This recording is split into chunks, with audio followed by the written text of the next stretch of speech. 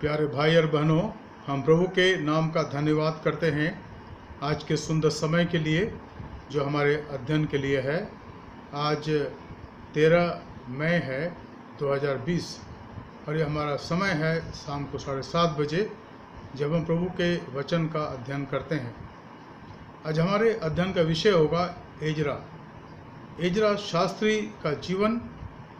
Bible के अंदर इस्राएलियों के लिए एक धन्यवाद का विषय था, जो जब बंधुआई से लौट आए तो इन्होंने संपूर्ण इस्राएल को जगाया, यहूदा को जगाया, लोगों को जगाया और उन्हें अपने अपने आत्मिक जिम्मेदारियों के लिए, सामाजिक जिम्मेदारियों के लिए इन्हें प्रोत्साहित करा। और इसलिए हम धन्यवाद देते हैं।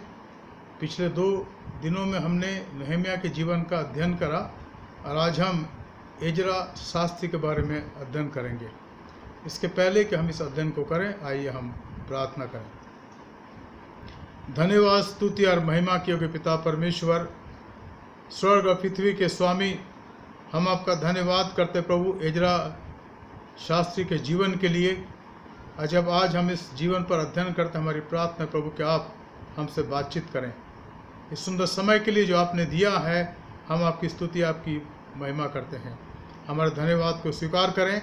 हमारा उद्धारकर्ता प्रभु यीशु मसीह के पवित्र नाम से मांगते हैं, आमीन। आप सभी को सलाम अजीज़ों। और आज के जो मनन का पाठ लिया गया है शाम की बाइबल स्टडी के लिए, वो लिया गया है एजरा नबी की पुस्तक, उसका पहला अध्याय 1 से लेकर 11 वचन तक। For today's evening Bible study scripture portion has been taken from the book of Ezra, chapter 1, verses beginning from 1 to 11, and first of all I will read in Hindi and then in English. यहाँ पर इस प्रकार लिखा है, फारस के राजा खुसरू के पहले वर्ष में यहोवा ने फारस के राजा खुसरू का मन उभारा कि यहोवा का जो वचन यिर्मयाह के मुंह से निकला था वो पूरा हो जाए। इसलिए उसने अपने समस्त राज्य में प्रचार करवाया और लिखवा भी दिया। फारस का राजा खुसरू यूं कहता है, स्वर्ग के परमेश्वर यहोवा ने पृथ्वी भर का राज्य मुझे दिया है और उसने मुझे आज्ञा दी है कि यहूदा के यरूशलेम में मेरा एक भवन बनवा। उसकी समस्त प्रजा के लोगों में से तुम्हारे मध्य जो कोई हो उसका परमेश्वर के साथ रहे, वह यहूदा के यरूशलेम को जाकर इजराइल के परमेश्वर यहोवा का भवन बनाए। जो यरूशलेम में है वही परमेश्वर है, और जो कोई किसी स्थान में रह गया हो जहाँ वह रहता हो, उस स्थान के मनुष्य चांदी, सोना, धन और पशु देकर उसकी सहायता करें और उसके अधिक यरूशलेम स्थित परमेश्वर के भवन के लिए अपनी अपनी इच्छा से भेंट भी चढ़ाएं।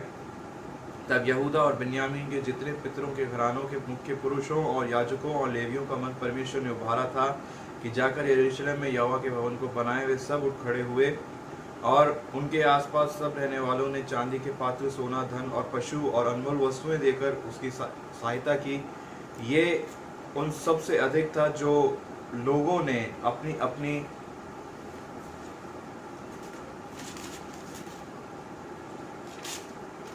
इच्छा से दिया। फिर यहोवा के भवन के जो पात्र नबूकदनेस्सर ने यरूशलेम से निकालकर अपने देवता के भवन में रखे थे, उनको खुसरू राजा ने मित्रदात खजांची से निकलवा कर यहूदियों के शेशबस्सर नामक प्रधान को गिनकर सौंप दिया।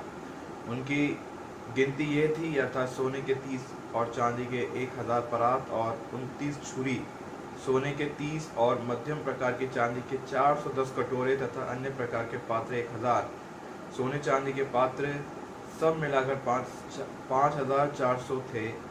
इन सबों को शेशबस्सर उस समय ले आया जब बंदी बेबीलोन से यरूशलेम को आए।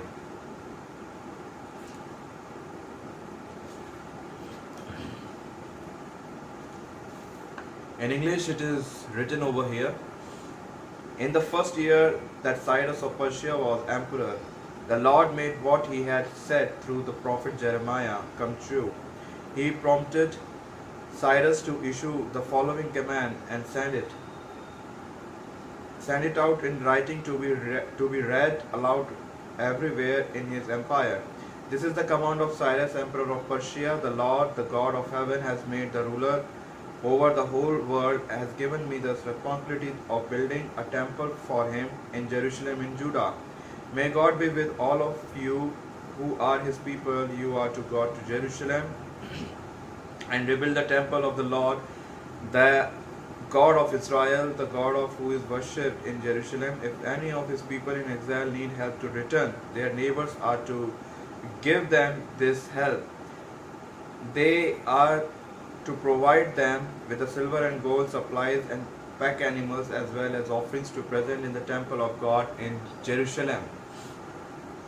Then the heads of the clans of the tribes of Judah and Benjamin, the priests and the Levites and everyone else whose heart God had moved, got ready to go and rebuild the Lord's temple in Jerusalem. All their neighbors helped them by giving them many things: silver, utensils, gold, supplies, pack animals, other valuables, and offerings for the temple. Cyrus gave them back the bowls and cups that the king Nebuchadnezzar had taken from the temple in Jerusalem and had put in the temple of his gods. He handed them over to Mithredath, chief of the royal treasury, who made an inventory of them for Sheshbazzar, the governor of Judah, as follows: gold bowls for offering 30, silver bowls for offerings 1,000, other bowls 29, small gold bowls 30, small silver bowls 410, other utensils 1,000. In all there were 5,400 gold and silver bowls and other articles which Sheshbazzar took with him when he and the other exiles went from Babylon to Jerusalem. This is the holy word of God, and may God bless us by hearing and reading his holy words. Amen. अजीजों, अब ये वक्त होगा कि हम वचन सुनने से पहले अपने स्वरों को खुदावन की हुजूरी में झुकाएं और परमेश्वर से दुआ मांगें। धन्य से शक्तिमान पिता परमेश्वर, एक बार फिर आपका धन्यवाद देते हैं पिता, इस सुंदर समय के लिए जो आपने हमें दिया कि हम आपकी हुजूरी में आ सकें, आपके कलमों को, आपके वचन को हम सुन सकें। पिता, आप हमारे साथ रहें, आपकी आशीष बरकत का बाड़ा हमारे चारों ओर बना रहे।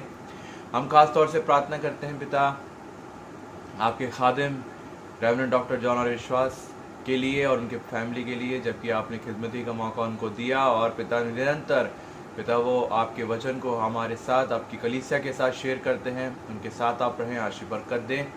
आज का जो वचन वो सुनाने जाते हैं वो नहीं, बल्कि हर दिन की तरह आपकी पवित्र आत्मा, आपका रूह कुदूस उनके द्वारा पिता हमें वचन को सुनाए, ताकि हमारे दिल और दिमाग खुलें और हम आपके वचनों को पिता ग्रहण करें, और पिता आपके नाम का ऊंचा उठाएं, और पिता वो जो वचन जो हम ग्रहण करते हैं वो 100 गुना हमारे जीवन में फल लाएं, और पिता बहुतायत से आशीष बरकत दें। और आज की इवनिंग वेस्पर को भी हम आपके हाथों में देते हैं। आपके नाम का जलाल, आपके नाम की पिता इज्जत और आपके नाम की महिमा पिता हमारे द्वारा होने वाली हो सके। हम में से हर एक जने को हम आपके हाथों में देते हैं, और पिता इस प्रार्थना को आपके इकलौते बेटे हमारे उद्धारकर्ता प्रभु यीशु मसीह के मधुर मुबारक नाम में होकर मांगते हैं, आमीन। अजीजों, अब ये वक्त होगा कि हम परमेश्वर के कलाम को उसके दास रेवरेंड डॉक्टर जॉन और विश्वास के द्वारा सुनेंगे। Dear friend, this is a great opportunity for all of us to definitely study the Word of God during these days, where we are not only studying the lives or some of the great personalities in the Bible, but we are trying to see the power of His resurrection, the power of the resurrection of Jesus Christ working in many lives. Now the question may be, what about the people who were living before Christ? How His resurrected power will work in their lives? But if you see one thing which is very clear, that these people, they worked as though they believed in the Almighty God, the sovereign God, all-knowing God, and omnipotent God. And His Son Jesus defeated death, and after His resurrection, He ascended into heaven. And therefore all these lives, every lives that we are studying nowadays, has some or other connection with his power, that power of his resurrection. And therefore we are grateful for these lives. Today we'll study the life of Ezra. His time is said to be from 480 to 440. It's a short span of life, but whatever it is, we need to praise the Lord for his life. Ezra was the three key leaders of the Jews origin people who left Babylon for the reconstruction of Jerusalem and all people who were living in that place of Judea and nearby. He was the person who was a scribe, so he spoke about the law of God. वो एक शास्त्री था जो परमेश्वर के नियम के बारे में, आयन के बारे में लोगों को चिताया और बातचीत करी. The second person is Zerubbabel, who reconstructed the temple. दूसरा व्यक्ति था जेरुब्बाबेल जिसने परमेश्वर के भवन की पुनर्निर्माण करा. और इसके बारे में हम पढ़ते हैं एजरा की किताब 3 अध्याय 8 पद. अगर आप पढ़ें एजरा की पुस्तक के 3 अध्याय के 8 पद में तब आप इस बात को देख सकते हैं. और जो तीसरा व्यक्ति है वह है नेहमिया, जिसने ईश्वर के भवन के चारों तरफ की दीवारों को जो ढा दी गई थी उसने उसकी मरम्मत करी, उसने उसको बनाया. नेहमिया उसका पहला और दूसरा अध्याय जिसको हमने पहले देखा था.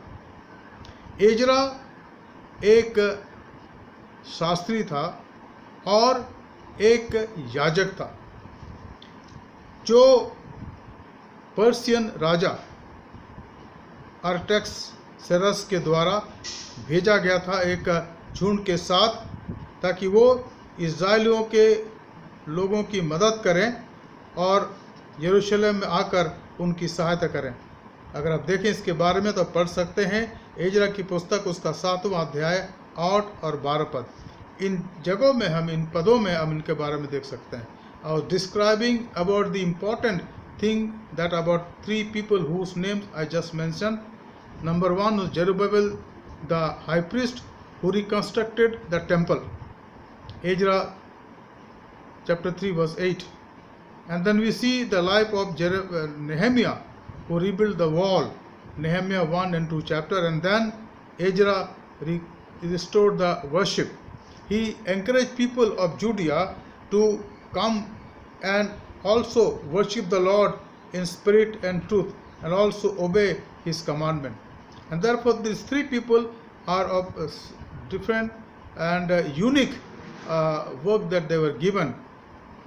Zerubbabel reconstructing the temple of God, Nehemiah rebuilding the wall surrounded the temple of God, and then Ezra restored the worship and service among the people of Israel. Ezra condemned mixed marriage and he encouraged Jews to divorce the Gentiles' wives that they had married, so they are made holy in their lives, and banish these foreign wives from the life of these people who were Jews. It was a big step, and definitely it was to purify their lives from pollution. Ezra renewed the celebration of all the festivals of the Jews. He renewed because of 70 years of exile, and people who were left and not taken into captivity, they were like without any leader, spiritual leader, and therefore many of them they had forgotten about the festivals. But Ezra, when he came, he reminded people to celebrate their festival. जब Ezra आया वापस 70 साल के बंधुआई के बाद, और वो लोगों को याद दिला रहा है कि जो उनके पर्व हैं उनको उन्हें मानने की आवश्यकता. उसने मदद करी कि परमेश्वर के भवन का रिडेडिकेशन हो, पुनर्स्थापना हो, और उसमें उसने उनकी मदद करी. और उसने मदद करी जो दीवारें बनाई जा रही थी उसमें लोगों को उसने प्रोत्साहित कर। इसके बारे में पढ़ते हैं एजरा की पुस्तक उसका 7वां अध्याय 10वां पद।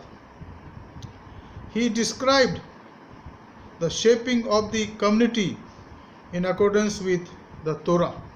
उसने लोगों की मदद करी कि वो ईश्वर के उस नियम के अनुसार जो 5 किताबें हैं तोरा की या व्यवस्था की, उनको उसने उनके मनों में उसके लिए प्यार उत्पन्न करा इस्राएलियों के मनों में, और उसके लिए उसने दर्द उत्पन्न करे कि वो उसको ना भूले पर याद करे और उसको माने। And therefore the book of Ezra continues from where 2 Chronicles ends. अगर आप देखें, हम जो बाइबल के हम विद्यार्थी अगर आप देखें तो ये बताया जाता है कि एजरा की पुस्तक की शुरुआत वहाँ से होती जहाँ से दूसरे राजाओं की पुस्तक का अंत होता है विथ किंग साइरस। और ये किंग साइरस जो था, जिसके लिए बाइबल में आया, इतिहास में आया है, जो फारस का राजा था, उसने एक नियम पास कर, डिक्री पास करी और उसने आज्ञा दी कि इस्राएल जाति के सारे लोग जो वहाँ रहते हैं, यरूशलेम में आसपास रहते हैं, उनके देश में रहते हैं, वो अपने देश को लौट जाएं। और 70 साल के इस बंधुआई के बाद यहाँ पर ये लोग लौट जाते हैं। ये सारी बातें हैं जिनको हम याद रखते हैं इसके बैकग्राउंड के रूप में।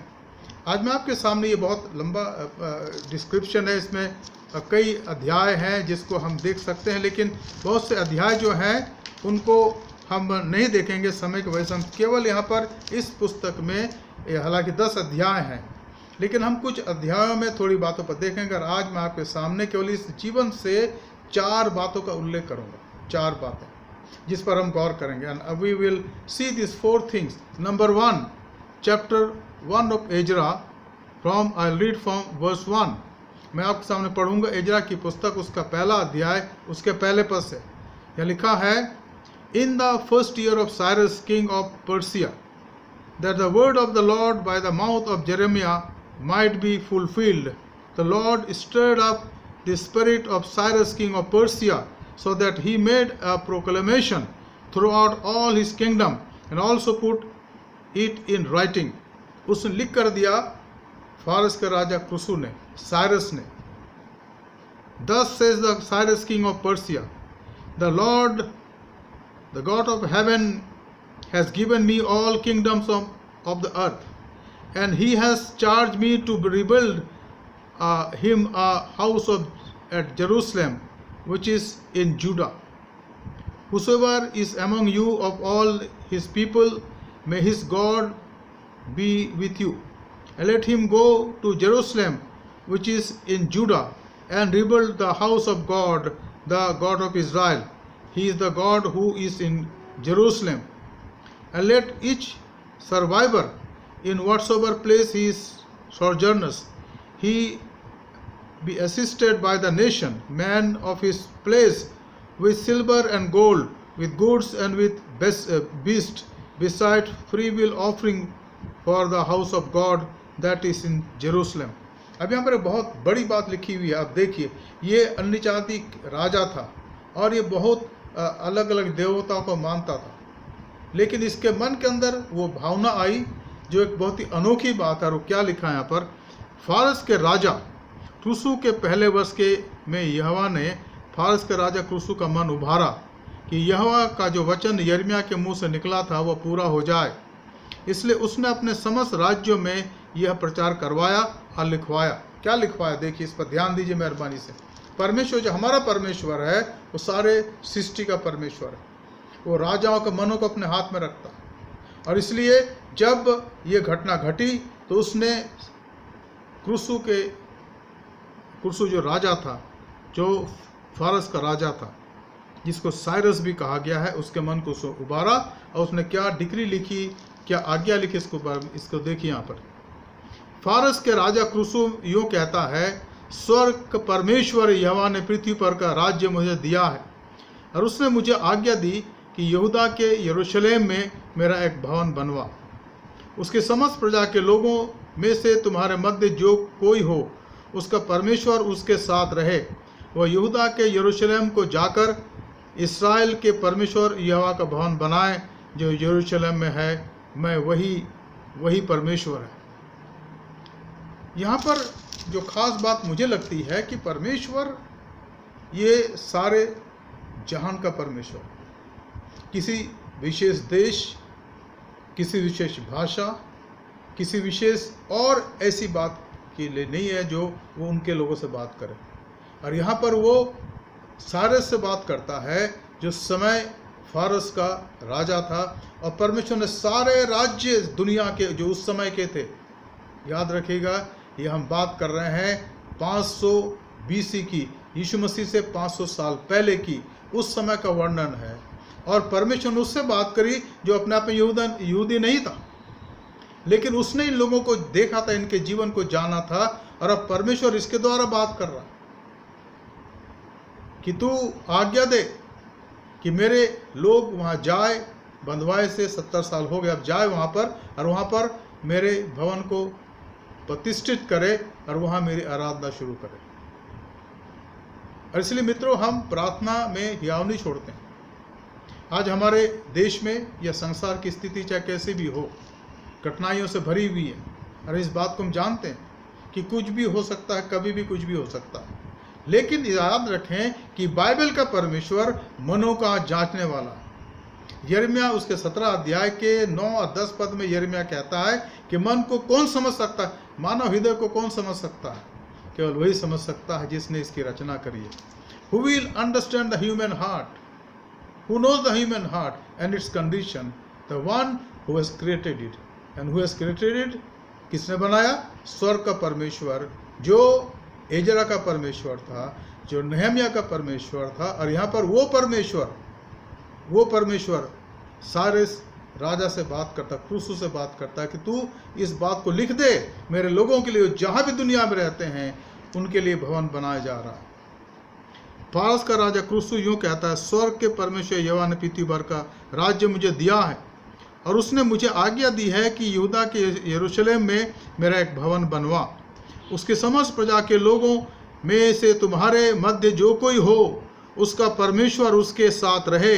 वो यहूदा के यरूशलेम को जाकर इस्राएल के परमेश्वर यहोवा का भवन बनाए जो यरूशलेम में है, वही परमेश्वर है। यहाँ पर बिल्कुल स्पष्ट लिखा गया, इसमें कोई दो राय नहीं है। कोई ये ना कहे कि साहब ये तो आप लोग ऐसे ही बात है। जी नहीं, आप इतिहास में देखिए, इतिहास के पन्नों से आप खोजिएगा, बाइबल की तमाम बातें सृष्टि से लेके अभी तक जो बातें हो रही हैं, इनका ऐतिहासिक वर्णन है।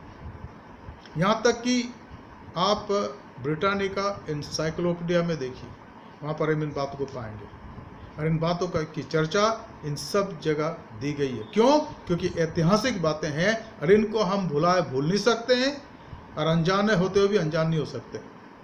क्योंकि अगर हम इस पर विश्वास न करें तो अल्टीमेटली नुकसान मेरा, तकलीफ मुझे होगी, लेकिन उसको तकलीफ नहीं होगी। वो परमेश्वर है।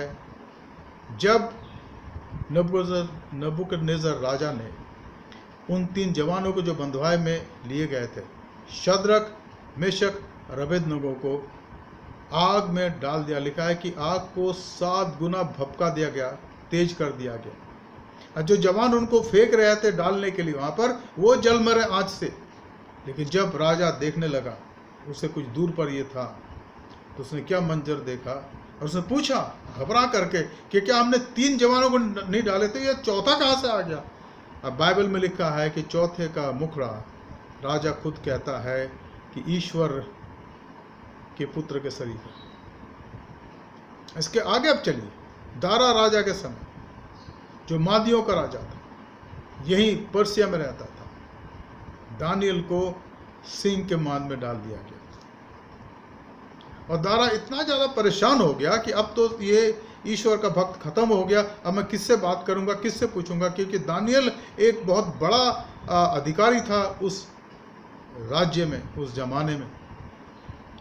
लेकिन एक आश्चर्यक्रम हुआ, भूखे सिंह जो उस गढ़ में थे, जहाँ गड्ढे में उनको रखा गया था, जो मौत की सजा के लिए हुआ करते थे उन दिनों में, रात के समय जब निकल गया, यह दारा राजा परेशान था कि अब क्या होगा, कैसे होगा। तड़के जब वो जाता है और बहुत करुणा में शब्दों से पुकारता है कि हे दानियल, हे जीवित ईश्वर के दास, क्या तू है? और वहाँ से आवाज़ आती है, एक जय की आवाज़, राजा चिरंजीवी रहे। मेरे परमेश्वर ने आकर के स्वर्गदूतों को भेजा और उन्होंने सींग के मुंह को बंद कर दिया राजा, और मैंने इस सजा के लायक कोई काम नहीं किया था। राजा अत्यंत प्रसन्न हुआ। और वहाँ लिखा है कि जब उसको सींगों का मान में से निकाला गया तो उसके शरीर में या वस्त्रों में कोई चिन्ह ना था जहाँ उसको नुकसान पहुँचा। ये वो परमेश्वर जिसको हमें जानने की और पहचानने की और अपने जीवन में आत्मसात करने की आवश्यकता है। और नए नियम में वो यीशु मसीह के रूप में आ गया और वो कहता है, मार्ग में हूँ, सत्य में हूँ और जीवन में हूँ, बिना मेरे द्वारा कोई पिता के पास नहीं पहुँच सकता। ये वही परमेश्वर है जो सारस महाराजा से बातचीत कर रहा है, जो फारस का महाराज था, सम्राट था, कि हे सारस, मैं चाहता हूँ कि तू इस बात की आज्ञा लिख दे। क्या लिख दे? कि समस्त प्रजा के लोगों में से तुम्हारे मध्य जो कोई हो, यानी जो कोई यहूदी लोग हो, इस्राएल के लोग हों, उसका परमेश्वर उसके साथ रहे। वो यहूदा के यरूशलेम को जाकर इस्राएल के परमेश्वर यहोवा का भवन बनवाए, जो यरूशलेम में है वही परमेश्वर है। और जो कोई किसी स्थान में है, रह गया हो, वो जहाँ वो रहता हो, उस स्थान के मनुष्य चांदी, सोना, धन और पशु देकर उनकी सहायता करे, और इससे अधिक यरूशलेम स्थित परमेश्वर के भवन के लिए अपनी अपनी इच्छा से भेंट चढ़ाए। ये परमेश्वर ने आज्ञा दी। हम कभी भी ये कहते हैं ना कि भाई हमारे पास्टर लोग कई बार बोलते दो दो दो, तो यहाँ लिखा है परमेश्वर बोलता कि मेरे लोगों को कह दो, और जो आसपास रहते हैं अगर वो मेरा भय मानते तो वो भी दे। किस काम के लिए? मेरे भवन के लिए दे, और उसके भवन के लिए देना धन्य देना है।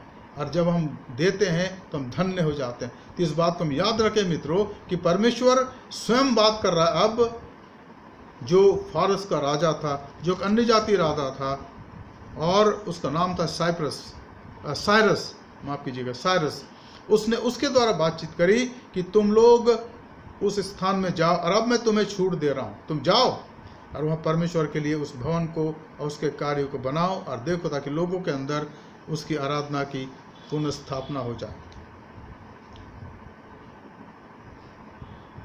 दूसरी बात, इजरा उसका पहला अध्याय 5 पद। तब यहूदा और बेन्यामीन के जितने पितरों के घराने के मुख्य पुरुषों और याजकों और लेवियों का मन परमेश्वर ने उभारा था कि जाकर यरूशलेम में यहोवा का भवन को बनाए, वे सब उठ खड़े हुए। अब उनको जोश आया, आत्मिक उनके जीवन में आत्मिक एक प्रकार से आशा उत्पन्न हुई। अब तक वो अपने अपने स्थान में परेशान थे, क्योंकि बंधुआई में चले गए थे, इधर उधर भटक गए थे। लेकिन अब परमेश्वर के वचन के प्रचार करने के द्वारा, राज आज्ञा आने के द्वारा, जो सब जगह पढ़ा गया, चिल्ला चिल्ला कर पढ़ा गया कि सुनो सुनो, इस्राएल का परमेश्वर यूँ कहता है, ત્યાં लिखा है, वे सब लोग जो भवन को बनाने के काम के लिए सोच रहे थे, सब उठ खड़े हुए। और उनके आसपास सब रहने वालों ने चांदी के पात्र, सोना, धन, पद 6, इजरा 1 अध्याय, सोना, धन, पशु और अनमोल वस्तुएं दिए, उनकी सहायता की। और उन सब से अधिक था जो ये सब उन सब से अधिक था जो लोगों ने अपनी अपनी इच्छा से दिया था। सब लोगों ने दिया।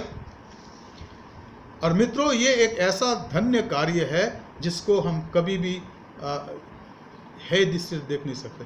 ईश्वर के भवन का कार्य है, उसके घर का कार्य है, और जो उसके घर के कार्य के लिए देता है वो अपने धन को मानो पानी में डाल देता है, जो काफी साल बाद वापस आता है आशीष के साथ। लिखा, अपनी रोटी पानी में डाल दे, क्योंकि इसका प्रतिफल तुझे बहुत देर बाद मिलेगा। जब हम विश्वास के साथ उसके भवन के लिए देने की इच्छा प्रकट करते हैं, देते हैं, तो परमेश्वर उसकी आशीष हमें देते हैं। यहाँ पर लिखा है, Then rose up the heads of the fathers' household of Judah and Benjamin, and the priest and the Levite, everyone whose spirit God has stirred up to give up to rebuild the house of the Lord, and that is in Jerusalem. And all those who were about them aided them with vessels of silver, with gold, with goods, with beasts, and with costly wares, beside all that was freely offered.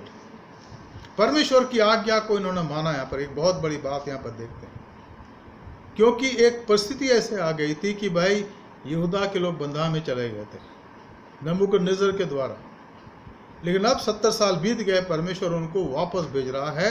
और वहीं का राजा जो Cyrus है, जो क्रूसू के रूप में यहाँ पर उसका नाम आता है, उसने राज आज्ञा दी कि मेरे भवन को बनाने के लिए परमेश्वर कहता है तुम लोगों से दान लो ताकि मेरा भवन बन जाए। 7 पद पहला अध्याय इजरा का।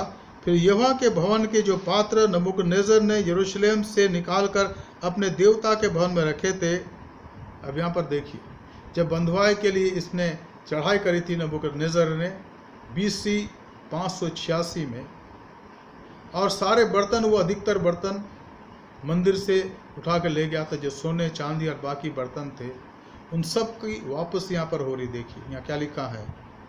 फिर यहोवा के भवन के जो पात्र नबूकदनेस्सर ने यरूशलेम से निकालकर अपने देवता के भवन में रखे थे, उनको क्रूसू राजा ने मित्रदात खजांची से निकलवाकर यहूदियों के शेष बस्तर नामक प्रधान को गिनकर सौंप दिए। मानो यहाँ पर ये रखे थे एक प्रकार से सेफ में, ठीक है ना।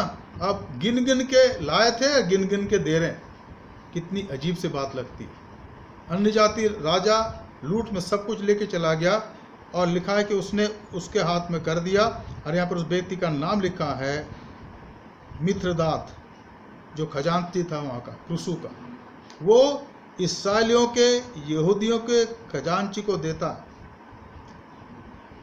यहूदियों के शेष बस्तर नामक प्रधान को गिन गिन कर सौंप दिया। उनकी गिनती ये थी। अब देखिए गिनती देखिए, परमेश्वर हर काम में अपने कार्य को ठीक रखता है, प्रॉपरली होता है ना। इसलिए हम लोग बात करते हैं कि भाई हमारे पास हर बात की प्रॉपरली सब कुछ होनी चाहिए, सब कुछ होनी चाहिए। हमारे जीवन से हम शुरू करें और बाकी हमारे कलीसिया में, हमारे समाज में। अगर ऐसा नहीं है तो नुकसान बाद में होता है। लेकिन यहाँ पर देखिए उनकी गिनती देखिए, गिनती यह है, सोने के 30 और चांदी के 1000 परात और 29 छुरे, सोने और चांदी के। सोने के 30 और मध्यम प्रकार की चांदी के 410 कटोरे और अन्य प्रकार के पात्र 1000। सोने के पात्र सब मिलकर 5400 थे। इन सबों को शेशबस्सर उस समय ले आया जब बंदी बेबीलोन से यरूशलेम को आए। Now please see to this chapter 1 of Ezra and the return of all this booty, all the things that were looted from Jerusalem and the temple. Verse 8, Cyrus king of Persia brought this out in the charge of Mithredath, the treasurer who was in Persia, who counted them out to Sheshbazzar, the prince of Judah. And this was the number of them: 300 basins of gold, 1000 basins of silver, 29 censers, 30 bowls of gold, bowls of silver, 10 bowls of silver, and 1000 other vessels. All the vessels of gold and silver were 5400. All this did Sheshbazzar bring up when the exile was brought from Babylon to Jerusalem. अब यहाँ पर इस सारी बातों का वर्णन दिया गया जिसको समझने की आवश्यकता है कि परमेश्वर के लेखे में सारी बातें रहती है। वो आपके जीवन के, अगर आपका कुछ खो गया, आपका कुछ विनाश हो गया, अगर आप कहते भाई तो चला गया, लेकिन नहीं, वो आपके मन को जानता है, वो आपके इंटेंशन को जानता है। सालों साल बाद उसकी भरपाई आपके लिए वो करेगा और उसका वो सूद सहित लौटा देगा। ये परमेश्वर है, हम इसको हल्के में ना लें। He is a God. Therefore we should not think that we have lost this and if your intention has been pure before Him, He will repay everything with all the interest in the days to come. May not be very soon in our lifetime, but with our children, it will be given to them. यहाँ पर ऐसे हुआ और मैं मानता हूँ इस बात को, वो कहीं ना कहीं से आपके घाटे को पूर्ति करेगा। परमेश्वर आपको घाटे में नहीं रहने देगा। वो हर प्रकार से आपकी सहायता करेगा। इस इकोनॉमी को हम समझ लें, परमेश्वर की इकोनॉमी, अगर आप उसके विश्वासी हैं, अगर उसके साथ चलने वाले हैं, तो आपको कभी घाटा नहीं होगा, कभी घाटा नहीं होगा। शायद आपको किसने ठगा है, शायद आपको किसने परेशान करा है, और आप कह रहे हैं कि साहब मेरा इतना सब कुछ जो मेहनत से कमाया था वो ऐसे ही चला गया। जी नहीं, वो मन का जानने वाला परमेश्वर आपको लौटाएगा। अगर आपको नहीं तो आपके आने वाले पीढ़ियों को लौटाएगा, और इतना देगा कि उस बात को समझ नहीं पाएंगे बात ये कहाँ से आ रही। और यहाँ पर वो करता है परमेश्वर। ये एक ऐसी बात है जिसको हमें जानने की आवश्यकता है, क्योंकि वो कहता है कि जो खान के सोने हैं, हीरे जवाहरात हैं, जंगल के पेड़ हैं, और समुद्र की मछलियाँ हैं, और चिड़िया है, सब कुछ है जो आकाश में उड़ती है, सब मेरा है। सारे धन का स्वामित्व वो है। इसलिए हम जो उसके धन के उपयोग करने वाले, हम स्वामी नहीं बन जाते। We don't become the owner of every blessing that we have, we are just the custodian. हम उसके भंडारी हैं। इसलिए जब उसका उपयोग हम प्रभु की महिमा के लिए करते हैं, और अगर हमें नुकसान होता है तो आप याद रखिएगा, समय निकल जाएगा, लोग भूल जाएंगे, लेकिन परमेश्वर के लेखे में लिखा हुआ है और आपको सूद सहित लौटाएगा। यहाँ पर ये हुआ 70 साल के बाद सब ने कहा कि हम तो लूट लिए, सब कुछ चला गया, लेकिन परमेश्वर उसको वापस लाता है। जितने ले गए तो उतने वापस यहाँ मिलते हैं यरूशलेम के अंदर। अब गिन गिन के दिया जाता है कि भाई इसको अपने रजिस्टर में फिर से लिख दो। हम भी अपने रजिस्टर मेंटेन करते ना, लिख लो जो चला गया था वो सूद शायद आ गया, और इससे आगे काम बढ़ा। हम याद करें जब यहूदी लोग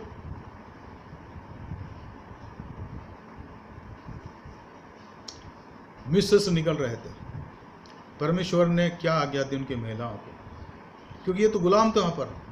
430 साल तक गुलामी करते करते सब कुछ इनका ख़त्म था। रोटी खाते थे, वो भी कभी खाया कभी नहीं खाया, समस्याएं थी, लेकिन परमेश्वर ने मिस्री स्त्रियों को उनके प्रति दयालु करा। लिखा है निर्गमन में, पढ़ लीजिएगा। और बाकी और उन्होंने उनके जो भी मांगा, उन्होंने सोना चांदी हीरे जवाहरात जो भी मांगा उनको दे दिया कि लाओ ये ले जाओ। और जब वो मिस्र से निकले तो केवल वही नहीं निकले कि भाई हम चलो गिनती में इतने हैं, जी नहीं, उनके साथ मिस्र का सोना हीरा जवाहरात और सिल्वर और बाकी सामान चीजें थी, जिनको लेकर के वो निकल के चले गए। परमेश्वर अपने लोगों को कभी छूछे हाथ नहीं लौटाता। ये एक बहुत बड़ी बात है जिस पर हम गौर करते हैं और जिसको हम देखते हैं। इसलिए हमें हमारे हृदय के अंदर ईमानदारी होनी चाहिए कि जितना उसने दिया है उसमें हमें संतुष्ट करने की आवश्यकता। अगर हम उस धन से ज़्यादा की लालच करते हैं, वो मिल तो जाता है हमें, लेकिन आगे चल करके उसके वजह से हमारे जीवन में ईश्वर का क्रोध बना रहता है।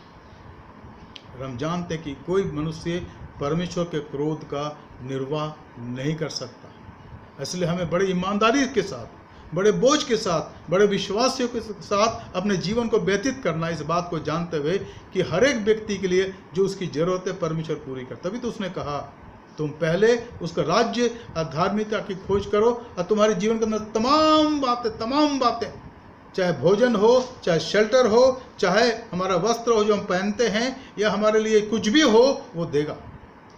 वो कभी आपको और हमें मोहताज नहीं करेगा। उसकी आशीषें अपरंपार है, लेकिन बड़ी बात है कि हम अपने हृदय में कैसे इनको प्रायोरिटाइज करते हैं, कैसे इनके लिए सोचते हैं। संसार की आशीषें वो हमें इतना देगा कि हमारे जीवन में कमी ना हो, क्योंकि उसने हमारे शरीर की रचना करी है, उसने हमें दुनिया में भेजा।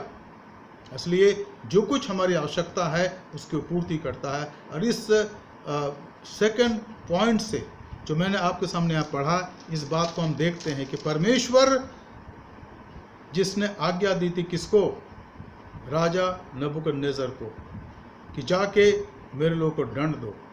और उसने चढ़ाई करी और यहूदा को हरा दिया और वहाँ के लोगों को बंधुआई में लेके चला गया। जो रईस लोग थे, जो राजघराने के थे, जो पढ़े लिखे थे, उनके साथ मंदिर का सारा धन वो लेके चला गया।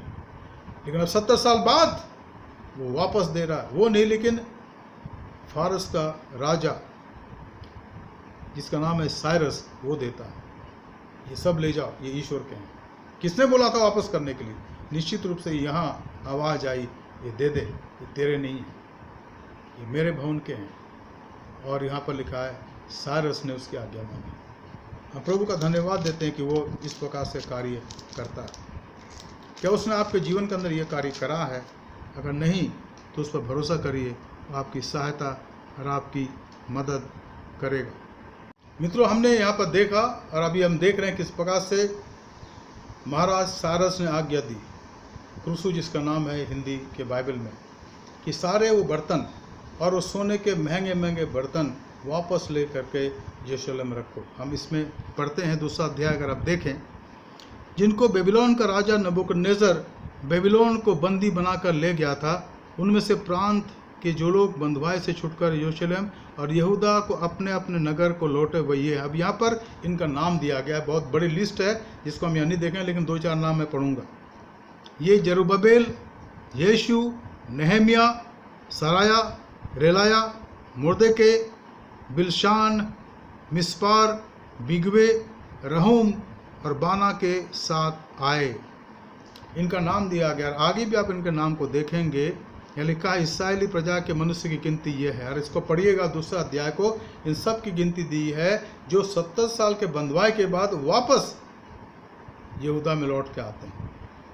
परमेश्वर ने देखा कि नेहमिया ने पश्चाताप करा, परमेश्वर ने देखा कि और भी लोगों ने पश्चाताप करा, और परमेश्वर ने उनके प्रायश्चित को देखा, उनके आंसुओं को देखा। उसने कहा कि अब तुम लौट जाओ, मैं वापस तुम्हें अपने देश में ले जा रहा हूं जहां से तुम निकाले गए थे। हमारा परमेश्वर, लिखा बाइबल में कि परमेश्वर अहंकारियों का सामना करता है, लेकिन दिनों पर अनुग्रह करता है। जब जब लोगों ने प्रायश्चित करा, पश्चाताप करा, परमेश्वर ने स्वर्ग से देखा और उनकी उसने सुनी। इसलिए वो कहता है 2 इतिहास उसके 7 अध्याय के 14 पद में, अगर मेरी प्रजा के लोग जो मेरे नाम के कहलाते हैं अपने को नम्र दीन करें और प्रार्थना करें और अपने बुरे काम से फिरें, तो मैं स्वर्ग से सुनकर उनके पापों को क्षमा करूंगा और उनके देश को ज्यों का त्यों कर दूंगा। इन दिनों में हम लोग, बहुत से लोग हैं जो प्रार्थना कर रहे हैं। हम चेन ऑफ प्रेयर में हैं, आप चेन ऑफ प्रेयर में हैं, और ऐसे भी घर में आप जब समय आपको मिलता है घुटनों में प्रार्थना कर रहे हैं। ये आप मत सोचिए कि परमेश्वर नहीं सुनता। वो आपकी दुआओं को सुनता है, वो आपको देखता है कि आप प्रार्थना कर रहे हैं। और मित्रों, याद रखें कि परमेश्वर उस प्रार्थना का उत्तर आपको देगा, चाहे वो प्रार्थना अब अपने घर के लिए कर रहे हैं, अपने परिवार के लिए कर रहे हैं, अपने बच्चों के लिए कर रहे हैं, और अपने कलीसिया के लिए कर रहे हैं। और हम कहेंगे आप MCI के लिए कर रहे हैं, परमेश्वर उसका जवाब हमें देगा और हम उसके बड़े कार्यों को अपने चर्च में देखने पाएंगे। हमारे जीवन में आप देखेंगे, हमारे अगुओं के जीवन में देखेंगे, कलीसिया के लोगों के जीवन में देखेंगे। परमेश्वर प्रार्थना को उत्तर देता है और वो दोबारा हमें आशीषित करता है। बहुत सी बातों के लिए हम दुआ कर रहे हैं, हम वास्तव में खेदित हैं, लेकिन परमेश्वर जब हमारे आंसू हम बहाते हैं, हमारे आंसू परमेश्वर की कूप में रखे रहते हैं, उसको देखता है और हमारे जीवन की आवश्यकता की पूर्ति वो करता है, वो देखता है। और यहाँ पर इन लोगों ने प्रायश्चित करा। नेहमिया ने वहाँ पर जाकर कई दिनों तक लिखा, मैं उपवास के साथ रोता रहा, प्रायश्चित करता रहा। उसने कहा परमेश्वर, मैंने और हमने पाप किया है, परमेश्वर आप हम पर अनुग्रह करें। परमेश्वर ने अनुग्रह करा। इसलिए 70 साल के बाद ये लोग वापस यहाँ आते हैं और परमेश्वर के आशीषों को महसूस करते हैं। अब हम तीसरी बात पर गौर करेंगे जो यहाँ पर हम अध्ययन में आज देख रहे हैं। तीसरी बात जो इस प्रकार से है, जिसको हम यहाँ पर ध्यान देंगे और बहुत ही महत्वपूर्ण है। तीसरी बात यहाँ लिखा है, जब 3 अध्याय एजरा का, जब 7वां महीना आया और इस्राएली अपने अपने नगर में बस गए, तो लोग यरूशलेम में एक एक होकर इकट्ठा हुए। और यहोसादाक के पुत्र यहोशू ने अपने भाई याजकों समेत शालतियल के पुत्र जरुब्बाबेल ने अपने भाइयों समेत कमर बांधकर इसराइलियों के परमेश्वर की वेदी को बनाया और उस पर होमबलि चढ़ाए, जैसे कि परमेश्वर के भक्त मूसा की व्यवस्था में लिखा है। When the 7th month came and the children of Israel were in the town, the people gathered as one man to Jerusalem.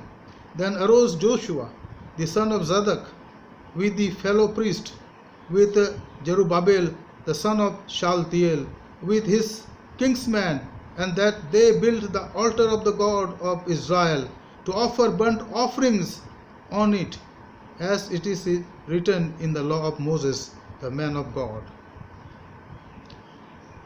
यहाँ पर ये एकत्रित होकर के ये तीसरी खास बात है, परमेश्वर के सामने भेंट चढ़ाने लगे, जो काम पिछले कई सालों से बंद था, क्योंकि एक निराशा यहाँ पर इनके मन में थी और ये सोच रहे तब सब कुछ समाप्त हो गया। अब क्या है, मंदिर के चारों तरफ की दीवारें तोड़ दी गई हैं, दरवाजों को जला दिया गया है, सब बर्बाद हो गया, सब कुछ खत्म हो गया। अब क्या कुछ हो सकता है? क्या परमेश्वर अभी बात करेगा हमसे? नबी भी चले गए, लोग भी चले गए, बाकी लोग चले गए, कोई नहीं है। और निराशा के 70 साल, 70 years of hopelessness was ending here when Ezra, Zerubbabel and Nehemiah came back. Then there's restarting of everything. सब कुछ दोबारा जो सूख गया था, जल गया था, हरा हो गया और सेवकाई की शुरुआत हो गई। फिर भेंट चढ़ाने लग गए लोग, ईश्वर की महिमा करने लग गए लोग। तभी तो परमेश्वर कहता है, जब हमारे जीवन में परेशानी आती हैं, कठिनाइयाँ आती हैं, चुप हो जाओ और जान लो कि मैं जातियों में महान हूँ। I am the great among all nations. But what you have to do? Be silent. चुप हो जाओ and pray on your knees. Shed your tears. Confess. Come to me. I will listen to you. ये परमेश्वर की प्रतिज्ञा। अब मैं सोचता हूँ मित्रों, ये जो स्टडी मैं करा रहा हूँ आपको, मैंने कभी नहीं सोचा था कि ऐसा होगा, लेकिन जैसे स्टडी हमने करी है, परमेश्वर बताता जा रहा है कि इस पुस्तक का अध्ययन करा, इस पुस्तक का अध्ययन करा। हालांकि ये सारे सिस्टमेटिक अध्ययन नहीं है कि एक एक पद पर हम अध्ययन करें, लेकिन जिस्ट बातों को हम ले रहे हैं आपके सामने, उन बातों का हम जिक्र कर रहे हैं, वर्णन कर रहे हैं जो इम्पोर्टेंट है। Dear friends, therefore I tell you the secret. I have never thought that after Easter we will have everyday Bible study and take these topics. But the Spirit of God, when I'm here, when I'm walking, sometimes I lie down, sometimes I sleep, when I wake up, I sense His will and thus brings these studies to you. And I hope that these studies will bless you, bless your name, because bless your life, because we in His name we worship. परमेश्वर के नाम से हम आराधना करते हैं और वो हमें आशीष देता है। यहाँ लिखा है कि ये लोग आ गए और जब अपने अपने नगर में बस गए और यरूशलेम में एक मन होकर इकट्ठा हुए, एक मन होकर इकट्ठा। इसका मतलब पहले एक मन नहीं थे, पहले एक मन नहीं थे, तभी तो बहक गए थे। अब एक मन हुए, दे बिकम वन स्पिरिट। यहाँ लिखा है very important word, all people gathered as one man to Jerusalem, as one man. What was their one manship? The desire to worship God, to please God. एक मन होने का अर्थ यहाँ पर यह कि वो एक मन होकर कहने लगे, आओ हम ईश्वर की आराधना करें, उसके जय जयकार करें, हाथ उठाकर उसकी महिमा करें। इसके पीछे और कोई कारण नहीं था। लोगों ने कहा कि हम आओ, हम एकत्रित हो जाएं। आज एजरा ने आगे चल के उनको व्यवस्था पढ़कर सुनाया। लिखा है कि वो खड़े रहे, अब व्यवस्था सुनते रहे और चिल्ला कर रोए, पश्चाताप किया। परमेश्वर आज भी कार्य करता है, आज भी कार्य करता है। अब यहाँ पर चौथी बात को हम देखें जो यहाँ लिखा हुआ है, एजरा उसका चौथा अध्याय उसके 10 पद को हम देखेंगे और उससे आगे हम देखेंगे। The fourth thing that I like to describe here, Ezra chapter 4 and verse 10 onwards. जब राजमिस्त्रियों ने यहाँ के मंदिर की नींव डाली, तब अपने वस्त्र पहने हुए और तुरहियाँ लिए हुए याजक और झांझ लिए हुए आसाफ के वंश के लेवीय नियुक्त किए गए कि इस्राएलियों के राजा दाऊद की चलाई हुई रीति के अनुसार यहोवा की स्तुति करें। अतः वे ये गा गा कर यहोवा की स्तुति और धन्यवाद करने लगे। वो भला है और उसकी करुणा इस्राएल पर सदैव रहती है, बनी रहती है। जब वे यहोवा की स्तुति करने लगे, तब सब लोगों ने यह जानकर कि यहोवा के भवन की नींव अब पड़ रही है, वे ऊंचे शब्द से जय जयकार उन्होंने किया।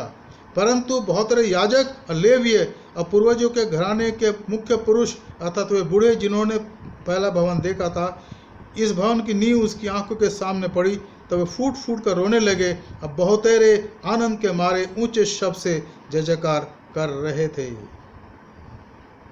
इसलिए लोग आनंद के जय जयकार का शब्द, लोगों के रोने का शब्द इसे अलग पहचान ना सके, क्योंकि लोग ऊंचे शब्द से जय जयकार कर रहे थे और वह शब्द दूर तक सुनाई देता था।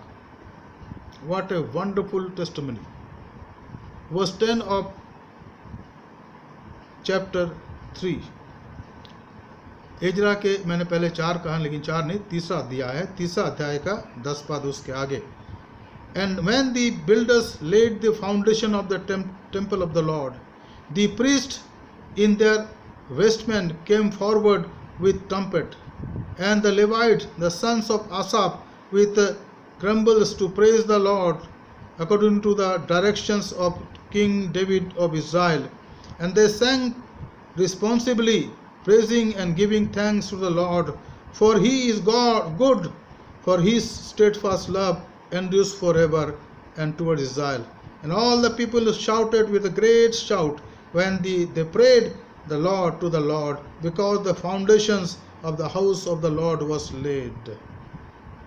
But many of the priests and Levites and heads of fathers' houses, old men who had seen the first house, wept with a loud voice when they saw the foundations of this house being laid, though many shouted aloud for joy, so that the people could not distinguish the sound of joyful shout from the sound of the people weeping. For the people shouted with a great shout, and the sound was heard far away. This is the fourth thing that we read here. When they started laying the foundation of the temple or other things that were to be done and to be reconstructed, यहाँ पर जब उन्होंने राजमिस्त्रियों ने इस काम को पूरा करने के लिए मंदिर की नींव रखी और उन कपड़ों को पहने हुए थे और तुरियां ये याजक बजा रहे थे और झांझ बजा रहे थे आसाफ के वंश के लोग, तब लोग ईश्वर की महिमा करने लगे। और क्या महिमा कर रहे थे? वो भला है। कौन भला है? परमेश्वर, जिसने 70 साल पहले ये अलाउ करा था, इसने होने दिया था कि हमारे लोग बंधुआई में जाएं, क्योंकि उन्होंने ईश्वर के आज्ञा का उल्लंघन करा था। लेकिन अब लोगों ने पश्चाताप करा है, जो यहाँ तो इन्होंने भी करा हो और नेहम्याह ने करा और एजरा ने करा और जरुब्बाबेल ने करा। परमेश्वर आप भला है और उसकी करुणा इस्राएल पर सदैव बनी है। इस बात को जानने समझने की आवश्यकता है। मित्रों, हम लोग जो प्रभु के कलीसिया के लोग हैं, क्या इस प्रकार से करते हैं? हमारे लिए फेस्टिवल्स, हमारे लिए खास दिन केवल कभी कभी प्रोग्राम हो जाते हैं कि भाई ये प्रोग्राम हो रहा है, ये अच्छा हो गया। क्या दिल से हम उसके लिए जय जयकार करते रहे? लिखा ये दिल से गाने लगे। क्या गाया उन्होंने? वो भला है, परमेश्वर भला है और उसकी करुणा इस्राएल पर सदैव बनी रहती है। वो उसका क्रोध हमेशा के लिए नहीं है। क्रोध भड़कता तो है, लेकिन वो शांत भी हो जाता है जब वो उनके लोगों के आंसू को देखता है, उनके दिल के दर्द को देखता है। कहता परमेश्वर माफ कर दे, क्षमा कर दे। हमारा परमेश्वर न्याय का है, भस्म करने वाली आग है, पर क्षमा करने वाला भी है। मित्रों, आज हम यहीं रुक जाएंगे। मेरी आशा कि इन 4 बातों से हमने बहुत कुछ सीखा और जाना है। एजरा नबी परमेश्वर का एक याजक था, वो परमेश्वर का एक पुरोहित था, शास्त्री था, जो वचन को पढ़ाने आया था। और यहाँ पर बहुत सी और बातें हैं जिनको हम कभी और देखेंगे एजरा नबी के बारे में। क्या आज हमारे मनों के अंदर प्रभु हमसे बातचीत कर रहा है? मित्रों, मैं सोचता हूँ कि वचन हमारे जीवन के लिए बहुत महत्वपूर्ण है। हम इन बातों को ध्यान दें और परमेश्वर चाहता कि उन पर गौर करें और उसमें बढ़ते चले जाएं। आइए हम प्रार्थना करें। धन्यवाद, स्तुति और महिमा के योग्य पिता परमेश्वर, अब जो स्वर्गों के स्वर्ग में विराजमान है, अब जो अनंतकालीन परमेश्वर हैं, हम आपका धन्यवाद करते प्रभु आपके दास एजरा के लिए प्रभु, जिनकी अगुवाई के अंदर लोग आए और आगे चल के प्रभु हम पढ़ते हैं एजरा की पुस्तक में उसने व्यवस्था पढ़ी और लोग खड़े रहे और ईश्वर की आराधना करते रहे। हम आपकी स्तुति करते हैं प्रभु इन दिनों में, जबकि हमारे पूरे संसार में कोविड-19 का प्रकोप है, कोरोना वायरस का प्रकोप है प्रभु, हम हताश नहीं होते, निराश नहीं होते, पर हम जानते हैं कि जिस परमेश्वर ने उस राजा को जो क्रूसू के नाम से जाना जाता है, उसको उसने उबारा और उसने इस्राएलियों को वापस भेजा बंधुआई से, और तमाम वे कीमती बर्तन जो मंदिर के अंदर थे वापस भेज दिए गए। ये परमेश्वर, आप हमारे पुराने दिनों के दुखों को प्रभु आप पलट सकते हैं, पलट देते हैं, आप हमें आनंदित करते हैं। इसलिए हम प्रार्थना करते हैं प्रभु कि हम दुखी ना हो प्रभु। हमारे जीवन में हमारे बहुत से परिवार हैं प्रभु जिनके जीवन में बहुत कठिनाइयाँ हैं प्रभु, बहुत से लोग हैं जिनके अंदर प्रभु बहुत दुख है प्रभु, आंसू हैं, जिनका बहुत नुकसान हो गया परमेश्वर। हे प्रभु आप दया करें, आप सब कुछ को भरपाई कर सकते हैं। Lord, we pray for your people of this congregation. Many of us might have suffered many losses, Lord, in our lives. But Lord, you are going to fulfill all these losses, if not in our lifetimes, in the lifetimes of our children, our coming generation. Till you tarry, Lord, from your second coming. Lord, give us that faith, faith of Ezra, faith of Zerubbabel, faith of Nehemiah, faith of Daniel, faith of Esther, faith of Daniel, faith of your people who dependent on you, Lord, in diverse situation. And then you work through those kings who were hidden kings. But Lord, you spoke to them also. This shows, Lord, that you have the authority over all the hearts of the human being who live here in this world. Your power can change anything, Lord. And we pray for our country this evening, Lord. You have mercy upon our country. Heal this land of this coronavirus, Lord. प्रभु आप corona virus से हमें चंगाई दे परमेश्वर, ये virus हमेशा के लिए ख़त्म हो जाए प्रभु, ताकि आपके लोग शांति के साथ, आनंद के साथ अपने जीवन को व्यतीत कर सकें। जो वचन का बीज बोया गया प्रभु व्यर्थ न जाए, पर आपका आत्मा उसको सींचे प्रभु, और वो हमारे हृदय के अंदर 100 गुना, 60 गुना और 30 गुना फल ला सके। हमारे उद्धारकर्ता प्रभु यीशु मसीह के पवित्र नाम से मांगते हैं, आमीन।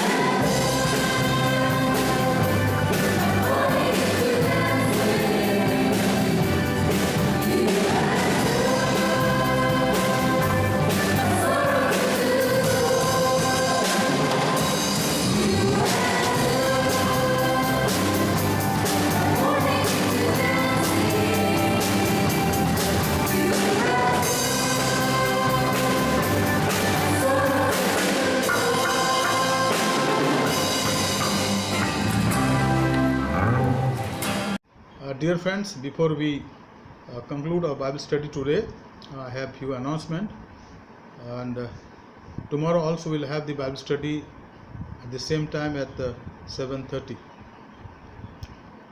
Second thing, if you are going to give some special number, or youth or MYF member, choir member, you're welcome to do so that we can play these things here in our Bible study time before or after. Just send 2 days before the video recording of that to Mr. Prakash Jetu or to me, so that we analyze and then it comes.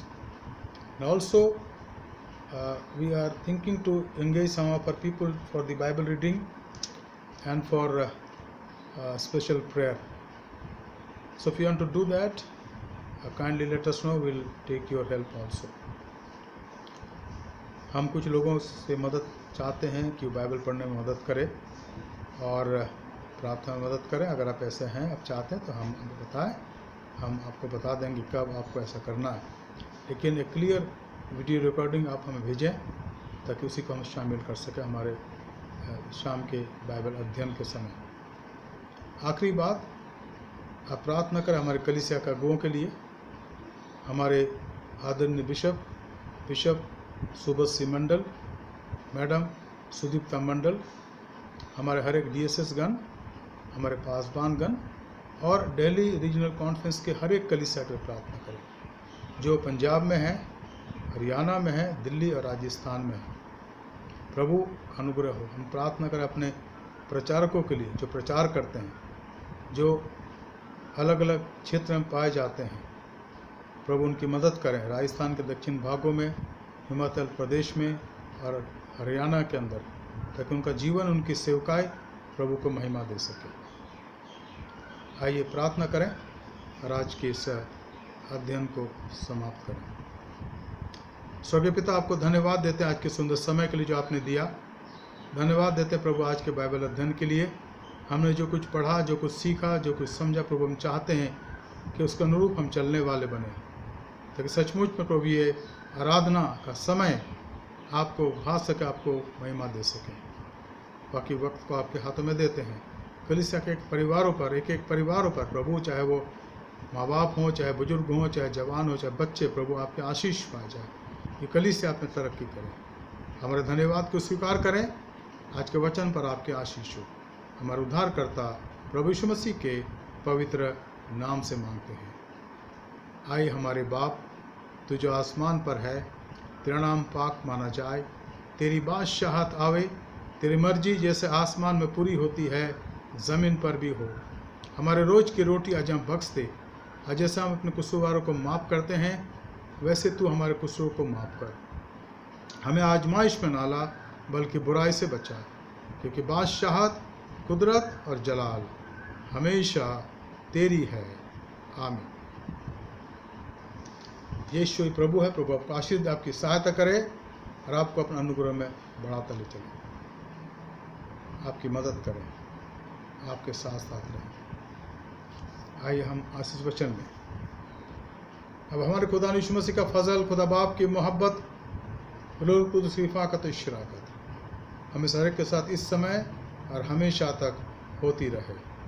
And now may the grace of our Lord Jesus Christ, love of the Father and sweet communion of the Holy Spirit rest and abide with all of us now and forevermore. Amen.